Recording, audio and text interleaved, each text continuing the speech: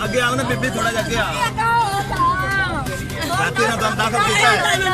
ਕੀ ਹੋਇਆ ਕਿਸੇ ਨੂੰ ਅੰਦਰ ਲੈ ਗਏ ਸਰ ਰਾਤ ਅਸੀਂ ਆ ਗਏ ਸਰ ਰਾਤ ਰੱਖ ਲੋਈ ਦਾਖਲ ਨਹੀਂ ਕਰਦੇ ਨੇ ਨਹੀਂ ਮਰੀਜ਼ ਨੂੰ ਹੋਇਆ ਕੀ ਸੀ ਮਰੀਜ਼ ਦੀ ਲੱਤ ਨੂੰ ਪਾਈ ਦਰਦ ਆਈ ਲੱਤ ਨੂੰ ਦਰਦ ਕੀ ਸੀ ਲੱਤ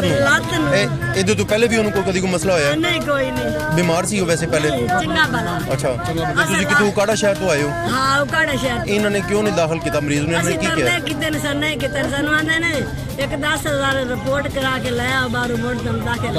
10,000 ਰਿਪੋਰਟ ਕਰਾ ਉਹ ਕੀ ਚੀਜ਼ ਮੈਂ ਕਿ ਡਾਕਟਰ ਸਾਹਿਬ ਮੈਂ ਤੇਰਾ ਪੈਰ ਨੂੰ ਹੱਥ ਲਾਣੀ